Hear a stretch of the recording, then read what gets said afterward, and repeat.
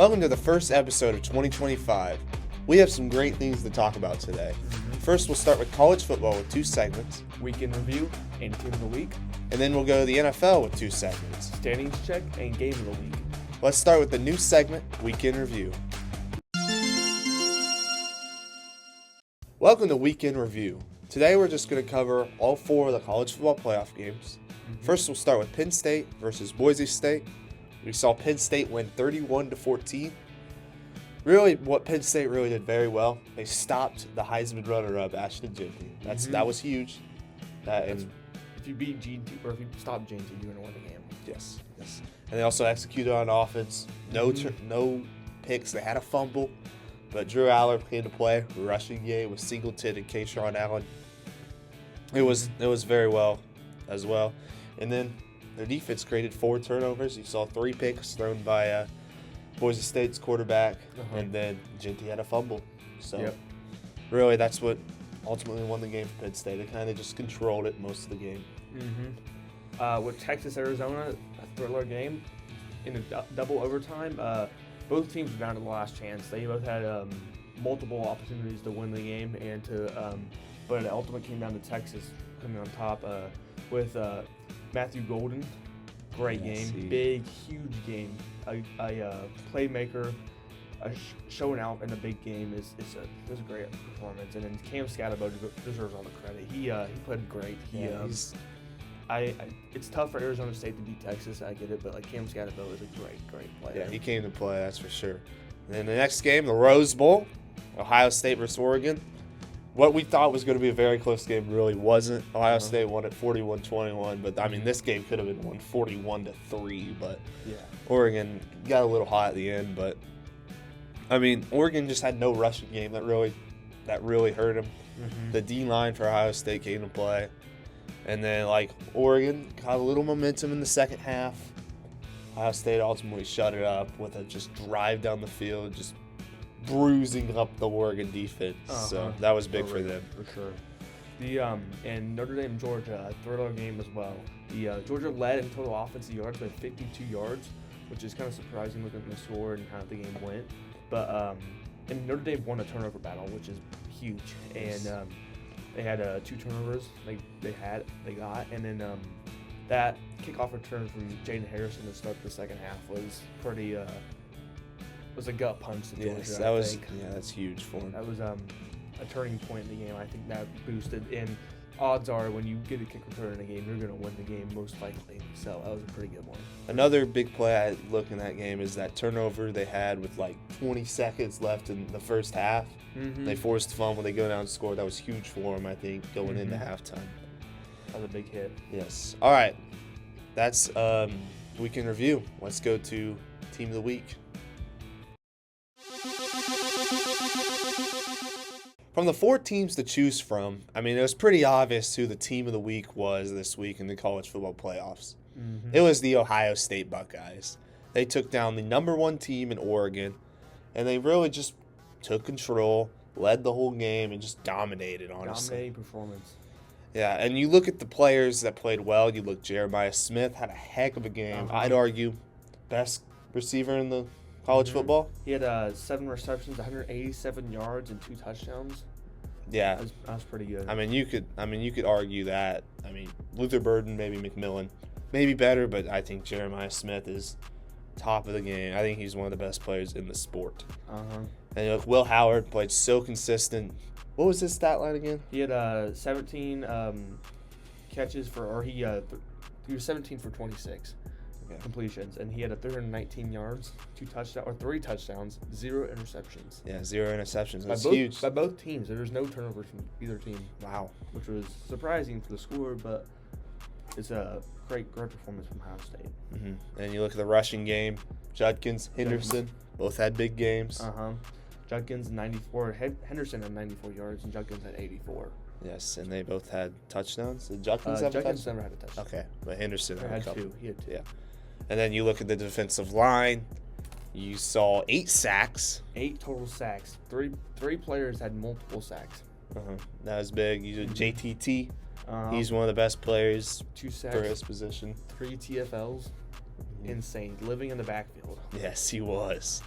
And then, like, Oregon's running back Jordan James. He's a good player, but he didn't do nothing. I mean, he got shut down, really, all game. He had a couple negative rushing yards. His longest rush was 11 yards, which is that's terrible. He only had 14 total yards and on 7 carries, which is not good. That's the whole team had about 20 rushing yards total minus the sack yards. Yes. So. And really, that was the key for Ohio State. They just stopped all the playmakers. I mean, Tez Johnson didn't have that crazy of a game. I mean, did Evan Stewart play? I don't think Evan Stewart didn't play. But anyways, they just stopped all the playmakers. Dylan Gabriel didn't play that good. Yeah. I mean, he played all right, but I mean, Oregon got that momentum in the second half. That's really all to show, really, for the stats for Oregon. So. But what do you think about Ohio State versus Texas this upcoming week? I like it a lot. I think Texas, they got a lot to improve based off the last game. Ohio State's is rolling, and they're not going to stop for anything unless. But Texas they had to bring their A game. They had to bring their best. I think both teams at their best. I think Ohio State is better. Oh yeah, but I think Ohio State probably has the best roster in college football. They do. It all depends on the coaching. I think in this game, really, coaching is going to be the biggest key. Ohio State's been here. They've played these top teams before, but I think it'll be a good game. I think. Yeah, I think Ohio State is I think they're probably going to be favored to win this game. I think people expect them to win it just off that dominating win over Oregon.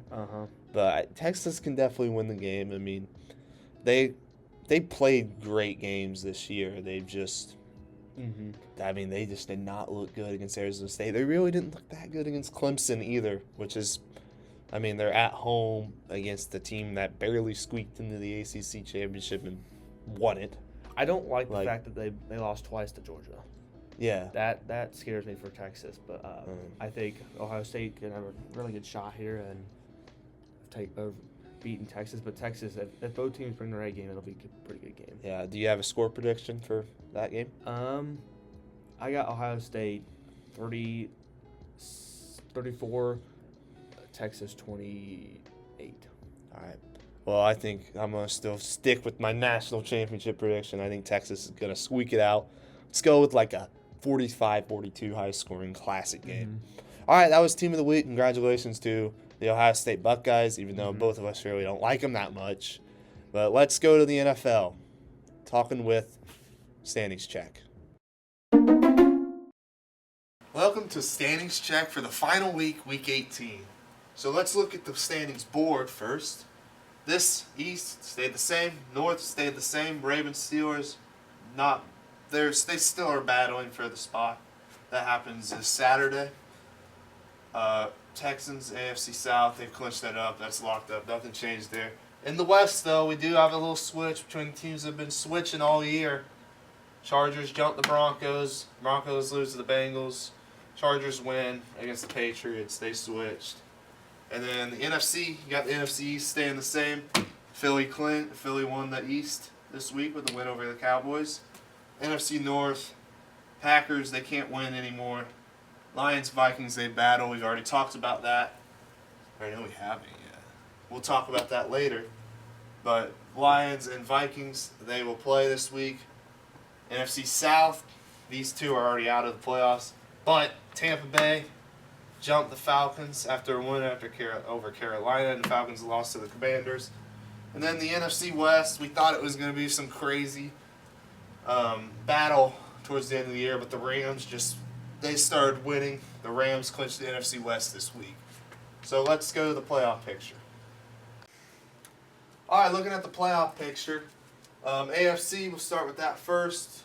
All these stayed the same. Chiefs have the 1 seed clinched. Bills will stay at 2. They'll be at 2 for the playoffs. Texans are losing a lot, but they still clinched the AFC South. And then the Ravens and Steelers, this spot isn't clinched yet. But here at the 6th seed, we had a little switch up. Once again, Chargers jumping the Broncos. So Chargers are in at 6. Chargers and the Broncos. And actually, the Chargers clinched a wild card spot. They get a Y. Broncos haven't clinched yet because in these spots you have the Colts, Dolphins, and Bengals. Bye-bye, Colts. They lost to the New York Giants. Dolphins, in order to get the 7th seed, they need a win, and the Broncos lost. And the Bengals need a Dolphins loss and a Broncos loss, and they need to beat the Pittsburgh Steelers. So let's look at the NFC. Lions and Vikings will play for the spot. Eagles don't have a Y anymore because they clinched the NFC East. Eagles get an X. Rams, they clinched the division. X. That means goodbye to the Seattle Seahawks. It was a good run for them. But they're not going to be in the playoffs. That's sad for them. Falcons and Bucks, we also saw a switch there. The Bucks jumped the Falcons. So the Tampa Bay Buccaneers are now in the 4th spot. And the Falcons are back. They can still make the playoffs. They need a Bucks lose, and they need to win also. Vikings, they will play for that 1 seed Sunday night. And then Packers, Commanders, this is actually a switch up. Commanders jumped into the 6th seed, while Green Bay will move to the 7. Commanders at the 6. Packers now the 7th seed. But both teams have clinched the playoffs. So really the only thing in the NFC is the Falcons and Bucks, and the things in the AFC are the Broncos, Dolphins, Bengals. So only 2 playoff spots are available. Let's see what teams can get it.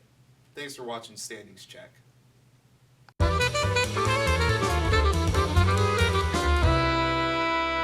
Well, Corey, it's time for our game of the week. The game of the week this week is the NFC North Championship. Both teams are 14-2. You got the Minnesota Vikings versus the Detroit Lions. I mean, this game is going to be so exciting. Great game ahead of us. Yes, and we look at the last matchup. It was Detroit went on the road at Minnesota, and they won 31-29 on the Jake Bates game-winning field goal. What can you take away from that last game? Both teams were very even. They both had really good offensive performances. They each had a turnover each, I think. I think both quarterbacks threw one pick. But it was even. Like both teams had about the same amount of yards. The Vikings had the neck and neck with passing yards. They had a few more rushing yards. Or no, the Lions had more rushing yards with Jahmyr Gibbs. Yeah, Gibbs had a big game. Gibbs had a big game. That one long run. I don't remember how many yards it was. It was really long. But the efficiency on both offenses were good. The game just came down to who had the ball in the last drive and who had the skill to make the field goal, and the Lions came out on top. But that was a really even matchup, and I give credit to both teams. Yes. All right. Let's look at the keys to win. I'll be Minnesota. You be Detroit. For Minnesota, I'd say the defense has got to create turnovers, which they have been doing all year. You look. I mean, most of their wins, they're creating turnovers. Their defense is stout. They get pressure. Their secondary is solid. And then they got to develop a rhythm on offense. Once they develop a rhythm, I think the defense kind of just feeds off that, and they get hot. The whole team gets hot. Darnold's a great player. They got to get Justin Jefferson involved. Justin Jefferson, if he gets shut down, they're not going to win. I mean, we've seen that times this year. He gets shut down, they don't win. So they really got to get Jefferson involved. And both teams really have to score touchdowns in the red zone. You look at the last game, Minnesota had a lot of field goals, and Detroit didn't. I mean, it just came down to who scored more touchdowns and who had the ball in the last possession. And scoring in the red zone is a must for this game. And the keys to win for the Lions are they have to have offensive execution. They have to execute well. And like they have all season basically, but this is a must win game for the Lions, I think, for both teams. Yeah, for both teams. But the Lions have to execute, and they need a good first half. They've had their only 2 losses of the season were because they didn't have a good first half. And when they have a good first half and they get ahead, they win games, and that's a must for the Lions. They have to keep that momentum going. I think they kind of struggle when they get behind because, I don't know, Dan Campbell really can't coach from behind just off of watching him play. I'm not saying he's a bad coach. He's a great coach, but once he gets behind, he kind of gets I don't know. He just tries to take he gets shots. needy. He wants to get these. He takes these unnecessary these risks, like going for it on long fourth downs. So, but they have to go good first half. They have to get pressure. Their defensive line's been hurt. They have big defensive injury problems, and that's shown in the last few games of the season, or the whole second half. Ever since Hutchinson has gotten hurt, they've been struggling. But they have to get pressure on the whether that means blitzing a ton of players or doing something, but they have to get pressure on Darnold, and that'll be a must for the Lions. And they have to score touchdowns in the red zone like the Vikings. Both teams really have to, and it's a need. Yes. All right. Do you have any predictions for the game? I think the Lions will sneak it out. It's a home game. I think the Lions will win. It'll be a high-scoring game. I had 31-24. Nice. I think kind of piggybacking off you, I think this is going to be like a college football environment, really. Detroit, I think it's going to be loud. It's going to be popping. There's going to be a lot of people watching the game. I mean, really the crowd is going to pay dividends. It's going to be tough for Minnesota to really do stuff with that loud crowd. And I think Detroit is going to have control of the game most of the game. I think Minnesota have a couple sparks that gets them excited. But I could honestly see this game go into overtime, really. And I think Jake Bates, he's going to win it on a field goal again. I think Detroit's going to win it in overtime 34-31. And they're going to get the 1 seed in the playoffs. It's going to be huge for them. So that's the end of episode 3 of the Rooz Show. Thanks for watching. See ya.